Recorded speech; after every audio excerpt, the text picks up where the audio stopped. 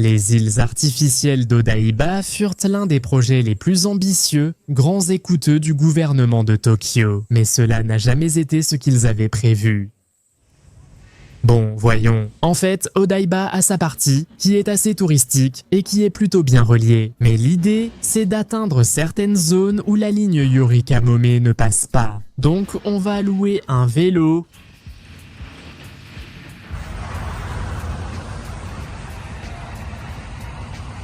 Mais bon, commençons par un peu d'histoire. Odaiba était un ensemble d'îles artificielles construites à l'époque d'Edo, donc vers 1850 et quelques. Mais que s'est-il passé? Pourquoi? Parce qu'il se trouve qu'à cette époque, le Japon féodal était complètement fermé au monde, et des navires marchands américains étaient repassés par ici, et on leur avait dit « Ici, les étrangers ne peuvent pas passer ». Et cela les a un peu inquiétés. Alors ils ont laissé une sorte de lettre d'avertissement dans laquelle ils demandaient l'ouverture des frontières pour que nous puissions tous être amis. Et donc, le shogun Tokugawa, à cette époque, a créé l'une de ces îles artificielles que nous avons ici. Au total, il y en avait 6, mais il n'en reste que 2. Celle-ci est la numéro 6 et l'autre la numéro 3. Celle-ci, l'île numéro 6, était la plus grande de toutes. Là-bas en bas, c'était l'endroit où ils pouvaient s'installer comme base et la partie haute servait à placer des canons de défense. Parce que, bien sûr, on disait que les étrangers allaient venir nous envahir, donc il fallait se préparer. Et à l'époque, c'était un travail très dur parce que, évidemment, le processus était très lent. Il s'agissait essentiellement de remplir l'île de rochers autant que possible pour en faire une île artificielle. Là, juste là où passe le bateau, cette île qui est derrière, c'est l'île numéro 3. Parmi les îles historiques, il ne reste plus que ces deux-là. Les 3 autres font déjà partie du continent, pour ainsi dire, de la partie principale de Tokyo. Mais bon, le fait est que ces îles n'ont jamais été utilisées, il n'y a jamais eu de bataille. Puisque tout s'est terminé par des questions diplomatiques, tout a été réglé, et bon, le reste appartient à l'histoire. Maintenant, cette partie que vous voyez ici et bien plus encore, ce sont des îles artificielles modernes. Elles ont été planifiées depuis les années 70 et la construction des îles s'est achevée à peu près dans les années 90. Parmi les premiers bâtiments qui ont été construits ici, l'un des plus emblématiques est le bâtiment de Fuji Television, la chaîne 8. Regardez ici. À l'entrée, ils ont même des brochures touristiques qui expliquent l'histoire. Le commodore Matthew Perry a été chargé de cette mission. Il est venu avec une grande flotte, s'occupant des questions diplomatiques pour que le Japon ouvre ses frontières. Mais regardez, vous voyez l'espace que nous avons vu là au milieu, c'est là où se trouvait la guérite. Voici l'île maintenant, et regardez, c'est ainsi qu'elle était censée apparaître à l'époque d'Edo. On voit les îlots là-bas. Et maintenant, non. Il ne reste plus que celui-ci et celui-là. Ceci est nouveau et l'autre fait déjà partie de la Terre. Car évidemment, toute la côte s'est aussi artificiellement étendue. Et c'est l'une des rares plages qu'il y a à Tokyo. À Tokyo, il n'y a en tout que 4 plages, celle-ci en fait partie.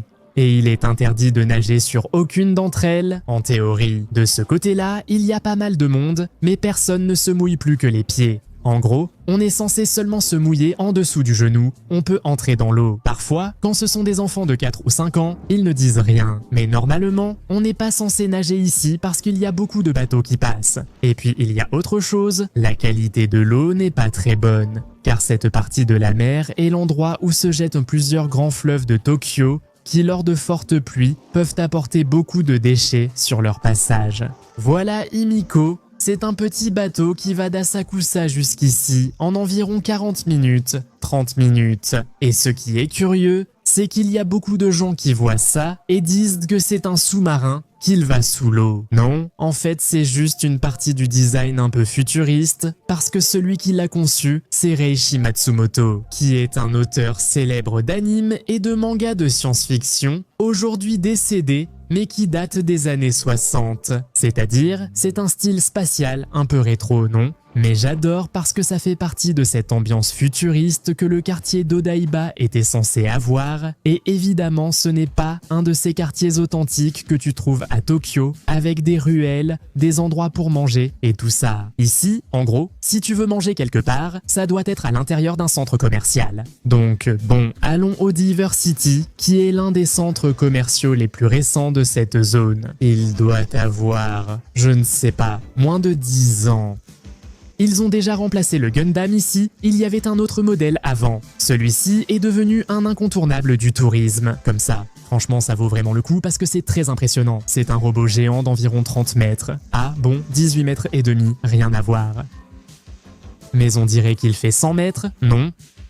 Eh bien, la zone de restauration a plusieurs stands où commander. Heureusement, la qualité est plutôt bonne, même si c'est une zone de restauration, et vraiment pas chère, 10 $ pour un repas. Eh bien, il y a Minadone, qui est un bol de riz avec de la viande et un œuf cru à ajouter dessus, ce qui lui donne une touche magique. J'ai commandé une grande portion, ça c'est la taille normale. Bière, tout ça pour 3600 yens, ce qui fait à peu près 25 $. Très bon marché, et sans la bière, évidemment, ça aurait été encore moins cher. En plus, on peut aller se servir de l'eau soi-même et tout. Cependant, il y a beaucoup de monde, comme je l'ai déjà dit. Beaucoup de gens font cette erreur. C'est que quand ils reçoivent des plats comme ça, ils commencent à manger par le dessus et ils laissent tout le riz en bas. Il faut toujours creuser pour manger le riz et la viande.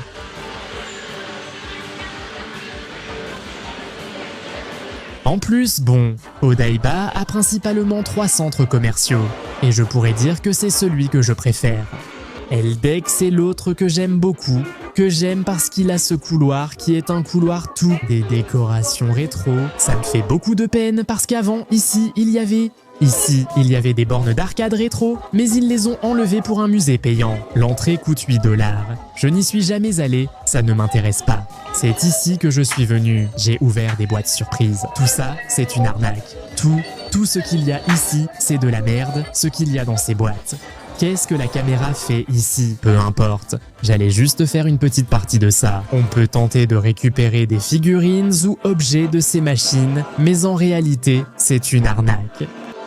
Et on est arrivé à l'une des extrémités parmi tant d'autres à Odaiba, et tout ce qu'on a jusqu'ici, ce ne sont que des zones de conteneurs. Alors, le premier plan que le gouvernement avait en construisant ces îles, c'était de faire d'Odaiba une zone de bureaux moderne, une partie touristique super futuriste, et bon, aussi un peu de zone portuaire. Mais le problème, c'est qu'une grande partie de toute la zone d'Odaiba, c'est uniquement du port. Je ne sais pas si l'investissement pour construire ces îles valait la peine, juste pour en faire des zones de conteneurs, non? Le truc, c'est que cette zone là-bas, qui n'est que du port, on ne peut y accéder qu'en voiture, par un tunnel, on ne peut pas y aller à pied, même s'il y avait, je crois, un pont qui reliait quelque part par là-bas. Mais bon, le fait est que toute la zone d'Odaiba a été créée parce que, grâce à la grande bulle économique des années 80 au Japon, il y avait un bon budget pour faire une récupération de terre ou de mer et pouvoir construire les îles où se trouvaient à l'origine les positions des canons du clan Tokugawa du 19e siècle. Dans les années 90, la bulle économique a éclaté, le Japon est tombé en récession économique et tout s'est essentiellement effondré. Le fait est que les îles étaient déjà terminées et même la ligne Yorika-Mome a été construite en 95. C'était un train super glamour qui fonctionne même sans conducteur. On peut s'asseoir devant et voir tout le trajet qui traverse un grand pont. Les vues sont superbes, avec Fuji Télévision 2 centres commerciaux, et ainsi Odaiba est resté. C'est-à-dire, quand je suis arrivé au Japon par exemple, l'île avait moins de 15 ans. Elle était déjà devenue vieille. Elle avait été rétro-futuriste, c'était même comme le futurisme des années 80. Ça me fait rire parce que venir jusqu'ici à vélo a été un trajet assez long, plein de zones de conteneurs. Parfois, ce n'était même pas un chemin agréable pour faire du vélo ou même marcher parce que le chemin est complètement négligé. Mais il y a des gens qui viennent de ce côté parce qu'il y a un petit parc et même un parking. Il y a des gens qui viennent pêcher. Eh bien, beaucoup de gens viennent pêcher, mais c'est pour le sport. ils pêchent quelque chose et parfois ils le remettent à l'eau, ça dépend de l'envie. On est venu pour rien, si loin, pour ça. J'avais dit qu'à Tokyo, il n'y avait que 4 plages où on ne peut pas nager. Bien sûr, il n'y a pas plus de plages parce que, en gros, toute la baie de Tokyo est utilisée comme port ou est complètement urbanisée, donc il n'y a aucune plage où tu peux te baigner dans la préfecture de Tokyo. Mais, je le répète, nous faisons du vélo parce que justement la zone est très grande. Il y a la zone touristique, la zone non touristique et il y a aussi la zone résidentielle. Maintenant, mais la zone où il y a des habitations, près de cette zone, là, juste à côté de l'un des centres commerciaux ou à côté de Fuji Télévision, il y a 2 appartements disponibles. L'un fait 64 mètres carrés et l'autre 54. Et c'est une chambre avec un salon-salle à manger. Et il coûte 800 000 $. Et ça, je le convertis en dollars. Parce qu'en yens, ce serait l'équivalent d'environ 1 200 000 $. Mais en yens japonais, non. Avec la dévaluation, c'est un peu moins cher en dollars, mais cela reste très cher. Ah, et ici, c'est le Tokyo Big Sight. Le Tokyo Big Sight est un endroit où se déroulent de nombreux grands événements. Par exemple, la Comiket, qui est un événement auquel je venais 2 fois par an, parce qu'il y en avait toujours un en été et un en hiver. C'est le plus grand événement otaku du Japon, très axé sur le cosplay, et très axé sur ce qu'on appelle les doujins, qui sont des mangas produits de façon indépendante, n'est-ce pas? Ce qui est génial avec ça, c'est que les gens, lors de ces événements, peuvent se permettre de créer des mangas. Avec des personnages célèbres, tant qu'on n'utilise pas les titres originaux, on peut les utiliser comme, je ne sais pas, comme c'est très courant, un personnage, je ne connais pas One Piece. Utiliser les mêmes designs, qu'ils soient exacts, mais une histoire d'amour gay. C'est quelque chose de très courant dans les doujins. Il ne faut pas utiliser le titre, c'est légal et autorisé. On dit que c'est pour ne pas limiter la créativité des auteurs indépendants, non? Mais bon, c'est mignon. Mais par contre, autour de ça, il n'y a rien. En face, il n'y a que des bureaux. D'ailleurs, je me suis souvenu qu'il y a le bureau des visas chinois. Putain, les démarches qu'on fait là-bas sont insupportables. Maintenant, ce bâtiment derrière moi serait l'endroit où se trouve l'appartement disponible à l'achat le plus cher de toute la zone d'Odaiba. Il coûte 248 millions de yens, ce qui fait environ 1 600 000 $, et il fait 93 mètres carrés. Et d'après ce que je vois, il a une belle vue, mais 1 600 000 $, ici, tu n'as rien du tout. Je veux dire, oui, là où il y a beaucoup de logements, il y a toujours un supermarché, mais honnêtement, c'est vraiment tout. Ici, peu importe où tu veux aller, tu dois prendre beaucoup de transports en commun parce qu'il faut sortir de l'île, ou alors il faut vraiment aimer conduire. Bon, ce n'est pas non plus qu'ils n'ont rien autour, ils ont le Small World. C'est une sorte de parc d'attractions. Enfin, pas vraiment d'attractions. C'est comme un genre de musée de diorama d'un monde miniature où il y a un EVA géant là-bas. Parce que, par exemple, parmi les différentes choses que le musée propose, disons, ils ont une version miniature de Tokyo 3 ou Neo Tokyo d'Evangelion. C'est joli. Ce que j'ai aimé dans cet endroit, c'est qu'ils ont une sorte de service où ils te prennent une photo en 3D et ensuite tu peux choisir l'échelle et ils peuvent te l'envoyer par courrier après. Ce n'est pas fait sur place. Ils t'envoient une miniature de ta photo 3D pour que tu aies une figurine de toi. Je l'ai fait avec ma femme, c'était sympa et marrant, mais ça a pris environ 2 mois selon l'attente. Un touriste de passage n'aura donc pas sa figurine à temps. Je ne dis pas que c'est essentiel en venant ici. Et ici, c'est le marché de Tokyo, qui est le grand marché aux poissons, où ont lieu les fameuses ventes aux enchères de thon et tout ça. Mais à 5 h de l'après-midi, ils ont justement fermé. Mais de toute façon, que ce soit ouvert ou non, ça ne change rien. Parce qu'ici, il n'y a absolument rien à voir. Il y a à peine quelques petits restaurants. Ça ne vaut vraiment pas le coup. Et ce qu'on peut voir des enchères, il faut venir à 5 h du matin et vous allez le voir depuis un balcon, en hauteur et à distance. Parce qu'ils ont déplacé le grand marché ici pour une question d'amélioration des infrastructures, puisque l'ancien marché était très vieux. Et ils ont dit, tant qu'à faire, que les touristes n'aient pas accès, qu'ils ne puissent pas entrer pour déranger, tout simplement. Et en face, il y a cet endroit qui est vraiment très joli, très pittoresque, et les prix de la nourriture ici sont aussi très touristiques. C'est comme si toute la décoration était de l'époque Edo, tout en bois, beaucoup de nourriture traditionnelle, sushi. La qualité de la nourriture est très bonne, mais c'est quand même beaucoup plus cher que ce que tu peux trouver ailleurs à Tokyo. Il y a les petites stands qui sont ici dehors. Ensuite, à l'intérieur, il y a aussi d'autres stands. Moi, franchement, j'ai dû manger ici 1 ou 2 fois. Et oui, c'est au moins 50% plus cher que n'importe quel autre endroit à Tokyo. Bon, 2000 yens pour un seul de ceux-ci. Lequel serait celui de la photo? Je pense que c'est celui-ci ou celui-là. 2000 yens, c'est beaucoup. C'est un inari sushi, c'est-à-dire la partie jaune, c'est du tofu frites. À l'intérieur, il y a du riz et au-dessus, un peu de poisson. C'est vrai, c'est exagéré, beaucoup trop cher. 1000 yens, c'est cher aussi. Ah, bon, d'accord, il y a des spectacles, non? Mais la déco de l'endroit est vraiment bien. 3000 yens pour un petit morceau de wagyu juste saisi. Donc on le mange à moitié cru, 20 $. Les brochettes sont les moins chères. Bon, croquette à 300 yens. Croquette qui est presque un nugget. Ouah, 18 000 yens pour une paire de grosses pattes de crabe. De toute façon, je sais que le crabe est cher. Je ne sais pas si celui-ci l'est plus que d'habitude. Bon, ici nous sommes dans le food court du 3e étage. Eh bien, la nourriture ne descend pas en dessous de 20-30 $. Bon, en tout cas, pour ce qui est du poisson frais et tout ça, ici c'est l'un des endroits où l'on peut consommer le plus frais et tout ça. Mais non, je n'enlève pas pour autant de mérite à ce qu'il y a dans n'importe quel autre quartier de Tokyo qui coûte beaucoup moins cher, non? Aujourd'hui, avec 20 $, nous avons mangé à 2 et pris 2 bières. Ici, ce montant ne paie qu'un repas pour une personne, un plat. Mais bon, c'est comme ça. Parce que c'est un endroit vraiment fait pour le tourisme, non? Ici, nous allons au marché de Tsukiji, l'ancien marché. Les prix sont à peu près les mêmes qu'ici, presque. Ah, je croyais que c'était du ramen, mais c'est de l'udon.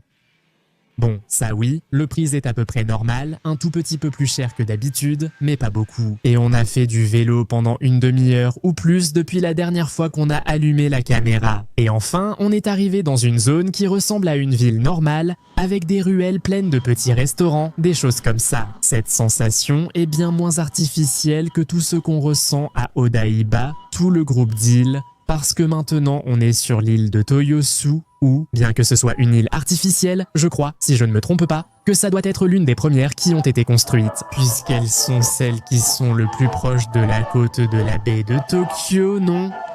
Malgré tout, la zone paraît très moderne, avec cette rue, des petits restaurants, des boutiques, des cafés et tout ça. Mais du côté d'où nous venons, il n'y a que des bâtiments modernes, que des tours, que des bureaux. Mais bien sûr, ici il y a un peu plus d'activité, parce qu'en plus de la ligne Yurikamome, ce train-là est sans conducteur, le métro passe aussi, et le métro relie de façon plus directe le centre de Tokyo, le reste de la ville. Ça peut paraître une blague, mais ici, les transports en commun valorisent vraiment les quartiers. S'il y en a, il y a une raison pour laquelle on veut installer des magasins, des choses comme ça, parce que les gens à Tokyo utilisent beaucoup les transports en commun. J'ai déjà mon permis et je crois que ça fait 2 mois depuis la dernière fois que j'ai conduit. Mais c'est essentiellement là que ça commençait, et là, à l'autre coin de rue, il y a déjà le pont pour traverser de l'autre côté de l'île. Et toutes les petites boutiques et restaurants sont déjà fermés. On voit qu'il fait déjà nuit. Et en fait, en faisant quelques petits tours par ici, on s'est rendu compte que franchement, le quartier est très joli. Le quartier est sympa. Mais l'expérience ici est un peu trop artificielle. Comme c'est une ville très récente, il n'y a pas de vieilles ruelles ni tout ça, donc on ne ressent pas le Japon authentique. L'effort est plutôt bon, mais est bon. Il y a des gens qui aiment vivre dans ce quartier. Je trouve ça tout à fait acceptable, mais ce n'est pas vraiment à mon goût, tu vois. D'ailleurs, petite curiosité, la façon dont ils ont créé ces îles, c'est essentiellement avec de la terre, du sable et ensuite beaucoup de gravats. Parce que, évidemment, comme c'était l'époque de la bulle immobilière, il y avait justement beaucoup de démolitions de vieux bâtiments et de restes de construction qui servaient aussi à remplir le sol de cette zone, n'est-ce pas ? On a même fini par utiliser des déchets ménagers, mais bien sûr, ils étaient traités pour éviter toute contamination. Mais c'est intéressant qu'ils aient créé plusieurs îles, qu'ils aient gagné du terrain dans la plus grande ville du pays, en utilisant essentiellement des restes de ce qu'il y avait, n'est-ce pas? Mais bon, évidemment, ce n'était pas quelque chose de bon marché à faire. En gros, tu es ici et tu ne sais même pas dans quel pays tu te trouves, n'est-ce pas? Il ne faut pas enlever le mérite que c'est joli, mais quel est aussi le problème? C'est que, en gros, si tu vas sur les îles autour, tu vois, je le dis parce que, quand on vit à Tokyo,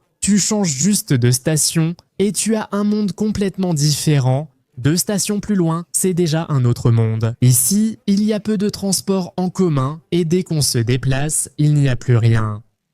Et en fait, on sent aussi qu'en dehors des zones habitées ou touristiques, il y a beaucoup de vide autour, comme s'il y avait très peu de choses. Et c'est à peu près tout. Moi, je n'aime pas trop ça. Mais bon, j'espère quand même que la vidéo vous a plu. On se retrouve à la prochaine. Salut à toi, ta famille, ton animal et ton voisin agaçant. Je suis trempé, on a trop transpiré aujourd'hui. Quelle chaleur. Je ne veux plus enregistrer l'été. Putain, fais chier.